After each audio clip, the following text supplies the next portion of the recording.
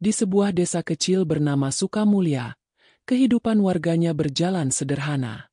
Setiap pagi, terdengar kokok ayam, suara azan dari surau, dan anak-anak berlari di pematang sawah. Sore hari, warga biasa duduk di beranda rumah, berbincang ringan sambil menunggu matahari turun ke balik bukit. Namun, pada suatu hari, desa itu mendadak geger. Ketenangan yang biasa terasa berubah jadi bisik-bisik penuh kecemasan dan amarah. Semuanya bermula dari satu video yang menyebar di media sosial. Sebuah video yang tak pernah mereka sangka akan lahir dari tangan anak muda di desa mereka sendiri. Namanya Raffi Ananda, pemuda berusia 23 tahun, terkenal di desanya sebagai anak yang suka mencari perhatian di dunia maya. Ia sering membuat video konyol, prank, dan konten ekstrim hanya demi views dan like. Tapi kali ini, apa yang ia lakukan melampaui batas nalar dan menodai sesuatu yang suci. Di layar ponsel, warga menatap tak percaya. Dalam video berdurasi 2 menit itu, Raffi terlihat duduk di dalam kamar dengan ekspresi penuh tawa. Di tangannya, sebuah mushaf Al-Quran terbuka di meja. Ia menatap kamera, lalu berkata dengan nada mengejek. Katanya kitab suci paling mulia. Tapi kalau benar dari Tuhan, buktikan. Apa yang terjadi kalau aku robek? Tanpa ragu, ia merobek satu lembar mushaf itu. Perlahan, tapi sengaja, sambil tersenyum ke arah kamera. Suara sobekan kertas terdengar jelas. Dan di akhir videonya, ia berteriak lantang. Kalau Tuhan memang ada, hukum aku sekarang. Detik itu juga, video itu menjadi viral. Ratusan komentar membanjiri unggahannya. Ada yang mencaci, ada yang terkejut, tapi tak sedikit pula yang malah menertawakan. Bagi Raffi, itu keberhasilan besar. Tanda videonya meledak. Ia tersenyum puas melihat angka penonton terus naik. Namun ia tak sadar. Saat dunia maya tertawa, langit sedang murka. Malamnya, di rumah sederhana di pinggir desa, Raffi duduk sendirian. Ia memandangi ponselnya, menikmati notifikasi yang terus berdatangan. Namun di tengah keheningan malam, angin tiba-tiba berhembus kencang. Lampu kamarnya bergetar, dan udara terasa lebih dingin dari biasanya. Raffi mendongak pelan. Di pojok kamarnya, tempat ia meletakkan mushaf yang sudah ia robek tadi, kertas-kertas itu tiba-tiba bergerak sendiri. Padahal jendela tertutup rapat. Satu lembar sobekan terbang dan menempel di dinding, seolah menatapnya dengan huruf-huruf Arab yang berkilau samar. Raffi terdiam. Untuk pertama kalinya malam itu, ia merasa takut, tapi rasa sombongnya masih menahan lidahnya untuk meminta ampun. Ah, cuma angin, gumamnya, mematikan lampu, lalu berbaring. Namun sebelum ia sempat memejamkan mata, suara lirih terdengar dari arah meja. Suara lembut, seperti seseorang membaca ayat suci dengan nada getir. Wa men azhamu miman mena masjidalhi an yuskara fasmuh. Suara itu pelan tapi menusuk. Raffi langsung duduk tegak. Matanya mencari sumber suara. Tapi kamar itu kosong. Ia hanya sendiri. Tapi udara terasa sesak. Kamera sinematik membayangkan tatapan matanya yang mulai takut. Bayangan huruf Arab masih samar di dinding. Dan dari luar rumah, terdengar gonggongan anjing bersahutan. Tanda malam itu tidak biasa. Raffi menggenggam ponselnya erat. Menatap layarnya yang kini menampilkan wajahnya sendiri. Ia mencoba tersenyum, mencoba berani, tapi suaranya bergetar. Aku nggak takut. Aku cuma halu. Iya, halu. Tapi jauh di dalam hatinya, ia tahu, malam itu, doanya sendiri telah dijawab. Bukan dengan tawa, melainkan dengan peringatan dari langit. Pagi itu, seluruh desa masih dipenuhi bisik-bisik. Warga membicarakan video Raffi yang telah viral di media sosial. Di warung kopi, para lelaki desa saling menatap dengan gelisah. Kalau benar itu anak Raffi yang di RT sebelah, gila dia, ucap salah satu dari mereka dengan nada marah. Sementara di surau, suara ustadz desa terdengar lirih. Semoga Allah masih berkenan memberi hidayah untuk anak itu. Namun Raffi tak peduli. Di kamarnya, ia duduk bersila di depan laptop. Wajahnya memantulkan cahaya layar yang menampilkan jumlah penonton yang melonjak cepat. 100.000, 200.000, dan terus naik. Ia tersenyum puas. Lihat tuh. Sekarang semua orang ngomongin aku. Akulah yang trending. Ia memegang mushaf yang telah ia robek malam sebelumnya, lalu menatap potongan kertas yang berserakan di meja. Lihat, bahkan kertas ini bantu aku jadi viral, katanya sambil tertawa kecil. Ia tak sadar, kalimat sombong itu membuat udara di ruangan terasa semakin dingin, seolah ada mata yang sedang mengawasinya. Beberapa teman dekatnya datang ke rumah sore itu. Salah satunya, Fahri, mencoba menasihati. Vi, tolong hapus videonya. Ini udah keterlaluan. Kamu nggak tahu dosa apa yang kamu buat. Namun Raffi hanya memandangnya dingin. Kau pikir aku takut dosa? Kalau Tuhan benar ada, Dia udah hukum aku tadi malam. Ia tertawa keras, menepuk pundak Fahri dengan nada sinis. Tenang aja, dunia butuh orang berani kayak aku. Fahri hanya menggeleng dan pergi tanpa sepatah kata. Namun langkahnya berat, karena ia tahu, kalimat sombong Raffi barusan seakan menantang langit untuk turun dengan murkanya. Malam itu, Raffi kembali duduk di depan kamera. Ia membuka siaran langsung, wajahnya cerah penuh percaya diri. Kepada semua netizen yang bilang aku bakal kena azab, aku tunggu. Aku sehat-sehat aja, malah tambah kaya subscriber. Komentar mengalir deras. Sebagian menghujat, sebagian mendukung, sebagian takut. Namun di balik tawa dan ejekan, sesuatu mulai terasa aneh. Gambar di kameranya bergetar halus. Cahaya di belakangnya meredup pelan. Tiba-tiba, mikrofon di mejanya bergerak sendiri, jatuh ke lantai. Raffi menatapnya heran. Apa tuh? Katanya sambil menatap layar. Tapi para penonton di live chat menulis panik. Astagfirullah. Di belakangmu ada bayangan. Matikan kameranya, Raffi. Raffi menoleh cepat. Tak ada siapa-siapa. Namun saat ia kembali menatap layar, bayangannya di kamera tersenyum. Padahal wajah aslinya tidak.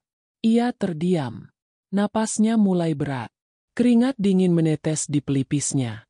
Dengan tangan gemetar, ia mematikan siaran langsung. Ruang kamarnya kini sunyi total. Hanya detak jam di dinding dan hembusan angin yang menelusup lewat celah jendela. Dari meja, terdengar bunyi, krak, halus.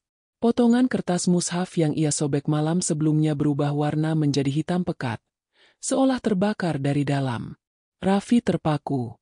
Ia menyentuhnya, dan ujung jarinya terasa panas. Ia menarik tangannya cepat, menatap kulitnya yang kini memerah seperti melepuh. Apa yang terjadi? Gumamnya pelan. Beberapa jam kemudian, Raffi memutuskan untuk keluar rumah, mencoba menenangkan diri. Langit malam tampak kelabu, angin membawa aroma hujan. Namun langkahnya terasa berat, seolah tanah di bawah kakinya menolak setiap langkah. Dari jauh, terdengar suara adzan Isya dari masjid desa. Tapi di telinganya, suara itu terdengar aneh, seperti gema yang menyakitkan, membuat dadanya sesak. Ia menutup telinganya, berteriak, "Berhenti! Aku nggak mau dengar lagi."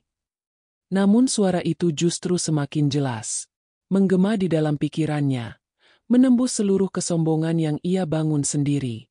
Raffi kembali berlari ke rumah. Ia menutup pintu, menyalakan semua lampu, tapi ruangan tetap terasa gelap. Saat menatap cermin di kamarnya, bayangan dirinya tersenyum, padahal ia tidak. "Siapa kau?" bisiknya ketakutan. Bayangan itu bergerak, lalu hilang. Raffi terjatuh ke lantai, menatap potongan mushaf yang kini mengeluarkan asap tipis. Lembarannya tampak utuh kembali, namun huruf-hurufnya bersinar redup. Untuk pertama kalinya sejak video itu viral, ia mulai sadar. Mungkin, yang ia tantang bukan sekadar kemarahan manusia, tapi murka dari sesuatu yang jauh lebih besar. Sejak malam itu, Raffi berubah. Ia tak lagi sering keluar rumah, tak lagi menyalakan kamera untuk membuat konten baru. Matanya mulai tampak gelap, kantung matanya tebal, dan suaranya serak seperti orang yang tak pernah tidur.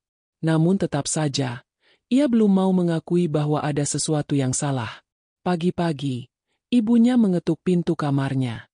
"Raffi, ayo sarapan dulu. Kamu dari tadi malam belum keluar kamar." Tak ada jawaban. Pintu itu sedikit terbuka, dan sang ibu terkejut melihat keadaan di dalam. Kertas berserakan di lantai, bukan kertas biasa, melainkan potongan mushaf yang dulu ia robek. Dan di dinding kamar, dengan spidol hitam, Raffi menulis satu kalimat besar. "Aku tidak takut Tuhan." Sang ibu menangis. Ia keluar sambil beristighfar, tak berani menegurnya. Sejak itu, rumah mereka terasa berbeda, dingin, suram, seperti ada yang ikut tinggal bersama mereka. Malamnya, Raffi duduk di meja, menatap layar laptop yang masih menampilkan komentar-komentar netizen. Sebagian besar menghujat, tapi ia malah membacanya sambil tertawa sinis. Namun tiba-tiba, dari speaker laptop terdengar suara gemuruh samar.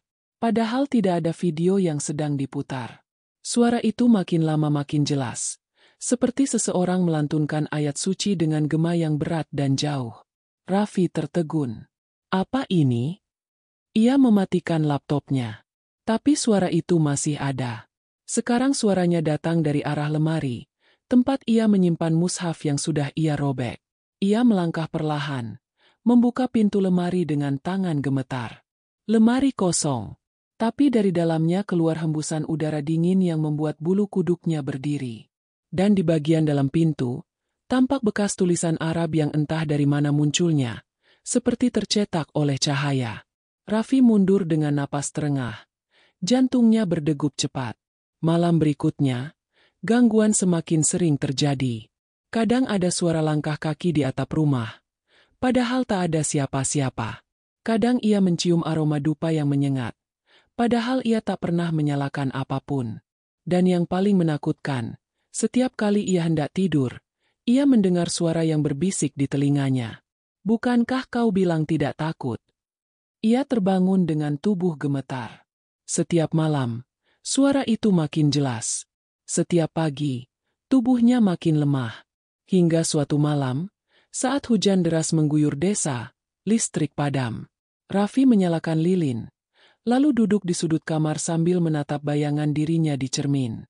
Matanya merah, wajahnya pucat. Ia menatap cermin itu lama sekali, hingga samar-samar bayangan dirinya tersenyum balik, padahal ia tidak. "Siapa kau?" teriaknya. Tapi bayangan itu hanya menunduk, lalu perlahan mengangkat tangan dan menunjuk ke belakang Raffi. Raffi menoleh cepat, namun tak ada siapa-siapa. Begitu ia kembali menatap cermin, bayangan itu sudah tidak ada. Cahaya lilin berkedip-kedip. Raffi berlari keluar kamar, namun kakinya terpeleset. Ia jatuh di depan lemari tempat mushaf itu disimpan, dan kali ini, lembaran mushaf yang dulu ia robek kini bersatu kembali. Utuh seperti semula, namun huruf-hurufnya tampak menyala samar dalam kegelapan. Raffi menatapnya dengan ketakutan luar biasa. "Tidak mungkin, aku sudah merobeknya. Bagaimana bisa utuh lagi?" Tiba-tiba, dari luar rumah terdengar suara adzan subuh. Namun bagi Raffi, suara itu bukan ketenangan, melainkan siksaan. Telinganya berdengung, tubuhnya panas, dan dari mulutnya keluar desisan pelan. Ia berteriak dan menutup telinganya, berlari ke kamar mandi. Di cermin kamar mandi, wajahnya terlihat aneh. Mata kirinya seperti berubah warna menjadi hitam. Ia menatap bayangannya sambil berbisik ketakutan. "Apa yang sedang terjadi padaku?" Malam itu, desa Sukamulya diselimuti kabut tebal dan hujan rintik yang tak kunjung berhenti. Angin berhembus seperti membawa bisikan halus yang membuat bulu kuduk berdiri. Dari kejauhan, rumah Raffi tampak gelap. Hanya diterangi satu lampu redup di kamarnya. Cahaya yang bergetar setiap kali angin menerpa jendela. Di dalam kamar itu, Raffi duduk di lantai. Matanya sayu, tubuhnya kurus, dan wajahnya tampak seperti orang yang tidak tidur selama berhari-hari. Di hadapannya, mushaf yang dulu ia robek kini tergeletak utuh di meja, namun dengan bekas hangus di pinggirnya, seperti baru diselamatkan dari api. Ia menatap mushaf itu dengan pandangan kosong. "Kenapa aku? Kenapa semua ini terjadi?" katanya lirih. Suaranya hampir tak terdengar. Simbol bulan baru 1. Mimpi yang terulang. Setiap malam, Raffi bermimpi hal yang sama. Ia berdiri di padang gelap, diterpa angin panas, dengan ribuan suara yang berteriak memohon ampun. Dari kejauhan, terlihat sosok-sosok berbayang api yang mengelilinginya sambil berkata, "Kau menantang Tuhan. Kini, rasakan bagaimana rasanya dilupakan langit." Raffi terbangun dari tidurnya dengan keringat bercucuran. Namun mimpi itu tidak berhenti di sana. Setiap kali ia menutup mata, suara itu kembali. Malam demi malam, tidurnya berubah menjadi siksaan yang tak pernah berakhir. Awan hujan dua-dua, tubuh yang melemah. Pagi berikutnya, ia bangun dengan rasa nyeri di seluruh tubuh. Ketika bercermin, ia melihat bekas luka merah di lengannya, seperti bekas bakaran. Ia mencoba mencuci luka itu, tapi air justru terasa panas di kulitnya. Ibunya yang melihat itu menangis ketakutan. "Raffi, nak, ayo kita panggil Ustadz. Ini bukan sakit biasa." Namun Raffi hanya menggeleng. "Tidak, Bu. Aku bisa hadapi ini sendiri." Tapi kenyataannya, setiap hari tubuhnya semakin lemah.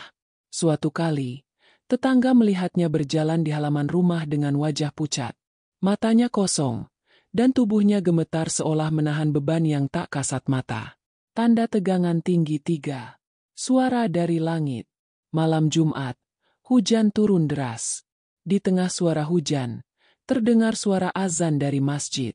Namun kali ini, Raffi mendengar sesuatu yang lain. Suara dari langit yang seolah berbicara langsung ke dalam jiwanya. "Tidakkah engkau lihat tanda-tanda kami?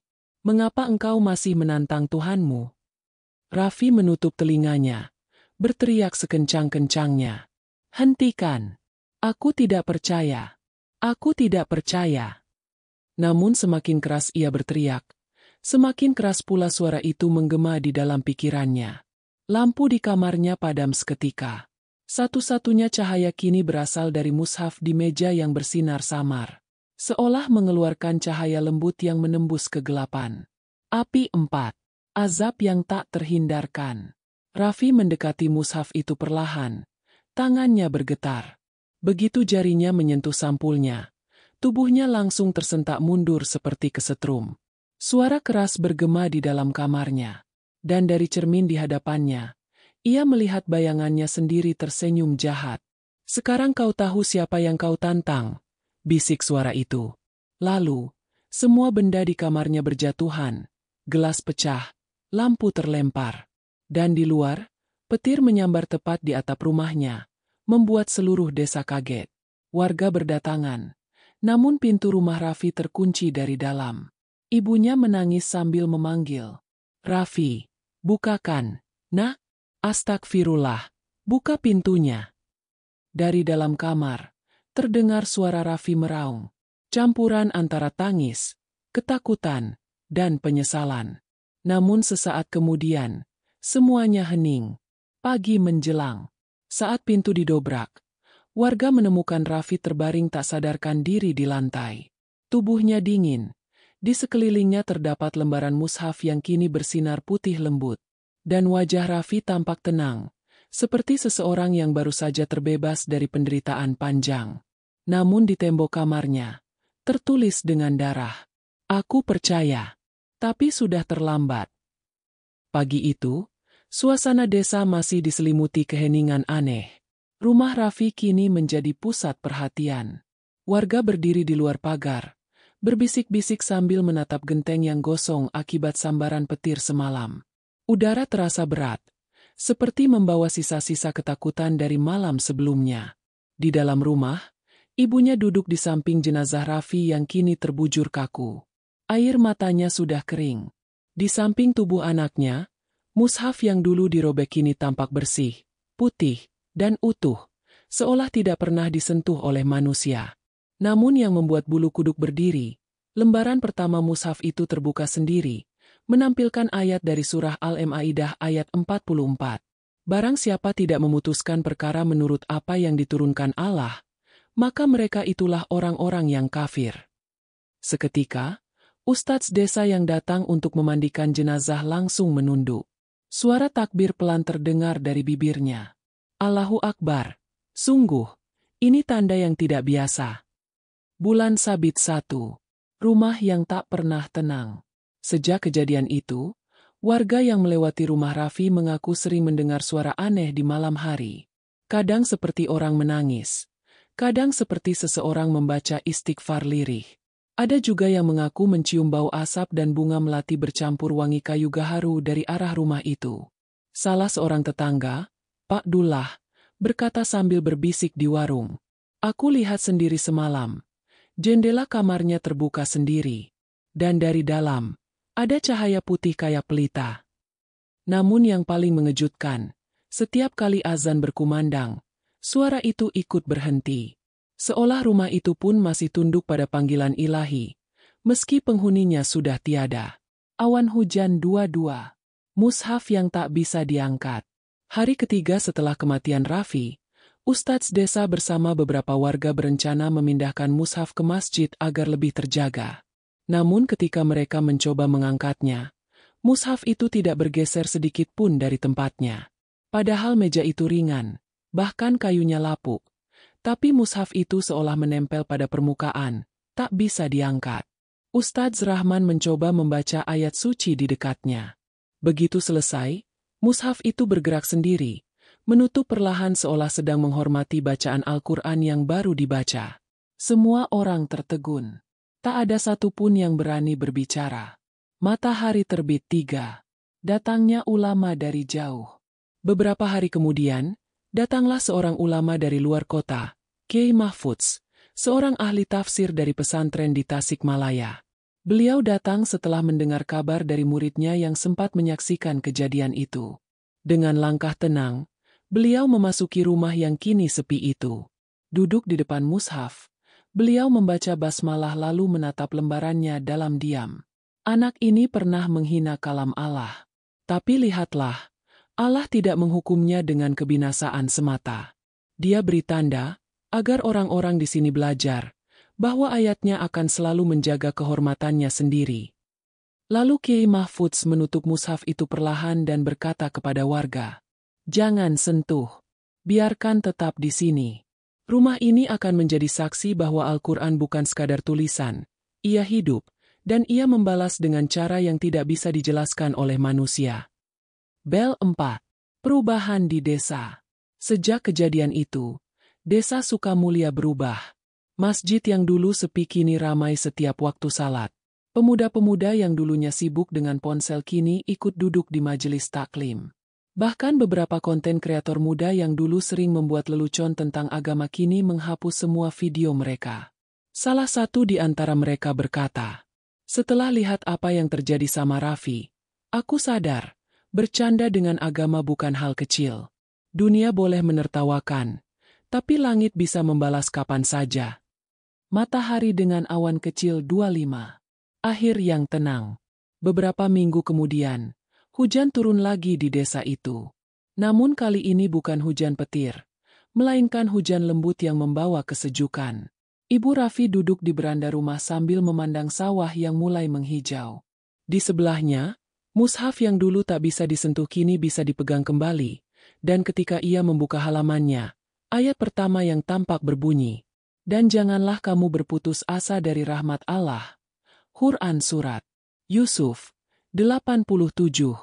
Air matanya menetes, bukan karena sedih, tapi karena rasa lega. Ia tahu, mungkin Allah sudah mengampuni anaknya setelah penyesalan terakhir yang tertulis di tembok itu. Setelah kepergian Raffi, rumah tua itu tak lagi berpenghuni. Ibunya pindah ke rumah saudara di kota. Tak sanggup menahan kenangan dan bisikan yang selalu muncul setiap malam. Namun, rumah itu tidak pernah benar-benar kosong.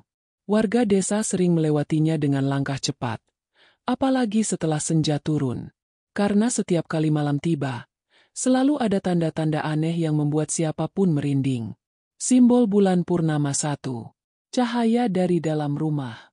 Malam Jumat pertama setelah pemakaman Raffi, Pak Dullah, penjaga masjid desa, melewati rumah itu seusai salat Isya. Ia melihat sesuatu yang tak masuk akal.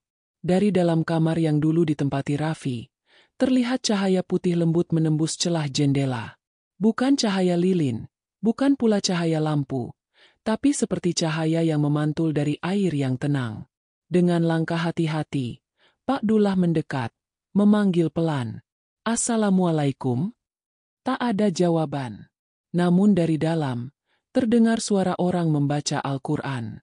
Suara yang tenang, indah, dan penuh khusyuk. Pak Dullah terpaku. Suara itu mirip suara Raffi. Ia mundur pelan, menatap rumah itu dari jauh, dan dengan mata berkaca-kaca berbisik, "Ya Allah, kalau itu benar dia, semoga Engkau sudah ampuni anak itu." Keesokan harinya, warga ramai membicarakan hal itu. Tapi tak ada yang berani memeriksa. Semua hanya bisa membaca istighfar dan menatap rumah itu dengan perasaan campur aduk antara takut dan haru. Bulan Sabit 2. Suara azan tanpa muazin. Beberapa minggu kemudian, sebuah kejadian lain membuat desa geger. Suatu malam, listrik padam di seluruh kampung. Namun ketika waktu subuh tiba, suara azan terdengar sangat jelas dari arah rumah Raffi. Indah, jernih, menggema hingga ke bukit. Pak Imam dan para jamaah berlarian ke masjid, berpikir ada orang yang mengumandangkan azan dari pengeras suara cadangan. Tapi begitu tiba, semua pengeras suara di masjid mati. Mereka menatap satu sama lain dengan wajah pucat. "Lalu, suara tadi dari mana?" tanya salah satu warga. Pak Imam menatap ke arah rumah Raffi yang tampak gelap di kejauhan. "Dari sana," jawabnya pelan. Awan hujan 2-3. Hujan yang berhenti di atapnya. Suatu hari, hujan besar mengguyur desa. Air mengalir deras dari genteng-genteng rumah, membentuk sungai kecil di jalanan tanah. Namun, warga yang memperhatikan rumah Raffi melihat hal yang ganjil. Hujan tidak menyentuh atap rumah itu sama sekali. Air hujan seperti membelah diri, jatuh ke kiri dan kanan, meninggalkan bagian tengah rumah itu kering seolah dilindungi payung tak kasat mata. Anak-anak desa yang melihat dari kejauhan menjerit ketakutan, sementara orang tua mereka segera menenangkan dengan doa. "Biarkan, itu tanda kebesaran Allah," kata Pak Lurah dengan suara gemetar. Sejak hari itu, rumah Raffi dikenal dengan sebutan Rumah Cahaya. Lilin 24. Warga yang berziarah. Bulan berganti, namun keanehan tak juga berhenti. Beberapa warga yang datang membaca doa di depan rumah itu mengaku merasakan ketenangan luar biasa. Ada yang menangis tanpa sebab. Ada pula yang tiba-tiba ingin bertaubat setelah pulang dari sana. Kiai Mahfudz, ulama yang dulu datang ke rumah itu, akhirnya berkata dalam ceramahnya, "Allah tidak menciptakan peringatan tanpa hikmah. Rumah ini adalah tanda bagi siapapun yang pernah menghinakan firman-Nya. Tapi lihatlah, ketika taubat diterima, Allah mampu menjadikan tempat dosa menjadi tempat hidayah." Sejak saat itu, rumah itu bukan lagi dianggap angker, tapi tempat renungan. Setiap malam Jumat, orang-orang datang dengan hati khusyuk, membaca surah Yasin, dan menyalakan pelita kecil di depan pagar. Matahari terbit di atas Gunung Lima. Ketika fajar tiba, suatu pagi, menjelang fajar, kabut menutupi seluruh desa. Namun, dari arah rumah Raffi tampak seberkas cahaya menembus kabut, naik ke langit seperti garis lembut berwarna keemasan. Orang-orang yang melihat berlutut sambil berzikir, merasakan sesuatu yang tak bisa dijelaskan dengan kata-kata. Pak Dullah yang menyaksikannya berkata dengan mata basah, "Mungkin itu ruhnya." Akhirnya dia pulang dengan damai. Headphone penutup bab 6, Voice Over. Kadang, tempat yang dulu menjadi saksi dosa, bisa berubah menjadi pengingat yang menuntun manusia menuju ampunan. Allah tidak menutup pintu taubat bagi siapapun, bahkan bagi mereka yang pernah menentangnya dengan kesombongan. Sejak rumah itu disebut Rumah Cahaya, warga desa mulai merasa tenang. Namun ketenangan itu tak berlangsung lama. Beberapa orang mulai bermimpi aneh, semuanya tentang Raffi. Dan yang lebih aneh lagi, isi mimpi mereka sama persis, padahal tak saling menceritakan. Pembesaran bulan Sabit 1. Mimpi pertama. Aku dingin. Pak Dullah, penjaga masjid yang pertama kali melihat cahaya dari rumah itu, datang ke surau dengan wajah pucat. Ia bercerita di depan para jamaah selepas subuh. Tadi malam aku bermimpi Raffi datang padaku. Katanya dengan suara bergetar. Wajahnya pucat, tapi matanya menangis. Dia duduk di depan masjid dan berkata, Pak Dullah, aku kedinginan. Tolong doakan aku. Tolong bacakan ayat yang dulu kuhinakan. Ustadz Rahman yang mendengar itu langsung menunduk. Kita akan kirim doa untuknya malam ini, ujarnya pelan. Malam itu, seluruh warga desa mengadakan tahlilan di rumah Raffi. Ketika ayat Al-Baqarah mulai dibacakan, angin tiba-tiba berhenti, seolah seluruh alam mendengarkan. Dan lilin di depan mushaf menyala lebih terang dari sebelumnya. Awan hujan 22. Mimpi kedua. Sampaikan pesanku. Beberapa hari kemudian, giliran Buati, tetangga sebelah rumah Raffi, datang ke pengajian dengan wajah muram. Ia berkata, aku juga bermimpi Raffi. Tapi kali ini dia tersenyum. Katanya, terima kasih sudah doakan aku. Sampaikan ke teman-teman yang dulu menertawakanku. Jangan pernah ulangi kesalahanku. Warga terdiam mendengar itu. Salah satu pemuda yang dulu sering membuat konten bersamanya langsung menangis. Menutupi wajahnya dengan tangan dan berkata, aku juga bersalah, Ustadz. Aku ikut menertawakan ayat itu waktu dia rekam video itu. Ustadz Rahman hanya menepuk bahunya. Kalau kamu menyesal, itu sudah tanda Allah masih sayang. Bima Sakti 3. Mimpi ketiga. Ada cahaya di tempatku. Seminggu kemudian, mimpi ketiga muncul. Kali ini dialami oleh Kiai Mahfudz, sang ulama dari Tasikmalaya. Dalam mimpinya, ia melihat Raffi duduk di padang luas yang diterangi cahaya lembut. Wajahnya bersih, pakaiannya putih, dan di sekelilingnya ada ribuan lembar ayat Al-Quran yang berterbangan seperti burung bercahaya. Raffi menunduk, lalu berkata pelan, Kiai, dulu aku menantang Allah karena aku tidak paham. Tapi kini aku tahu. Satu ayat saja cukup untuk menyelamatkan seluruh jiwaku. Kiai Mahfudz menangis dalam tidurnya, dan ketika terbangun, ia langsung memutuskan kembali ke desa Sukamulya untuk memberi ceramah di rumah itu. Matahari dengan awan kecil 24. Pesan yang mengubah desa. Hari Jumat malam, rumah Raffi kembali ramai. Semua warga datang membawa doa. Anak-anak duduk di lantai depan sambil memegang mushaf masing-masing. Kiai Mahfudz berdiri di depan mereka dan berkata dengan suara berat namun lembut. Raffi sudah meninggalkan dunia. Tapi pesannya masih hidup di sini. Ia ingin kita semua tahu bahwa Al-Quran bukan hanya kitab untuk dibaca, tapi untuk dihormati. Barang siapa merendahkan ayatnya, hidupnya akan gelap. Tapi barang siapa menyesal, Allah akan menerangi jalan kembalinya. Sejak malam itu, warga desa sepakat menjadikan rumah Raffi sebagai tempat pengajian tahsin setiap malam Jumat. Dari tempat yang dulu menjadi sumber dosa, kini lahir cahaya ilmu yang menyinari generasi muda. Headphone penutup bab 7. Voice over. Allah tak menutup pintu taubat, bahkan untuk orang yang pernah menentangnya. Kadang, Dia kirimkan pesan lewat mereka yang sudah tiada, agar kita yang masih hidup tidak mengulang kesalahan yang sama. Apakah kamu ingin saya lanjutkan ke bab 8? Penebusan di akhirat. Di mana mimpi terakhir menggambarkan pertemuan Raffi dengan sosok bercahaya yang memberinya ampunan. Dan kisahnya berakhir dengan simbol keagungan Allah yang disaksikan oleh seluruh desa? Hari itu, fajar menyingsing dengan tenang. Langit desa Sukamulya memerah lembut, seperti lembaran langit baru yang dibentangkan oleh Tuhan. Warga sudah terbiasa dengan suasana damai yang menyelimuti rumah cahaya. Namun malam sebelumnya, beberapa orang mengaku mengalami mimpi yang terlalu nyata untuk disebut sekadar bunga tidur. Matahari dengan awan kecil 21. Mimpi sang Ustadz. Ustadz Rahman duduk di serambi masjid. Wajahnya pucat tapi matanya berkilat penuh haru. Ia bercerita kepada jamaah selepas subuh. Aku bermimpi berada di tempat yang tak pernah kulihat sebelumnya. Katanya pelan. Padang luas, tapi bukan bumi. Langitnya tak berwarna, hanya cahaya. Di sana, aku melihat Raffi, berdiri di depan lautan cahaya besar. Ia berhenti sejenak, menelan ludah, lalu melanjutkan. Raffi mengenakan jubah putih, wajahnya bersih, dan di tangannya ada lembaran Al-Quran yang bersinar lembut. Lalu ia menatapku dan berkata, "Katakan pada mereka, Allah Maha menerima taubat. Tapi jangan tunggu azab untuk percaya." Semua jamaah terdiam.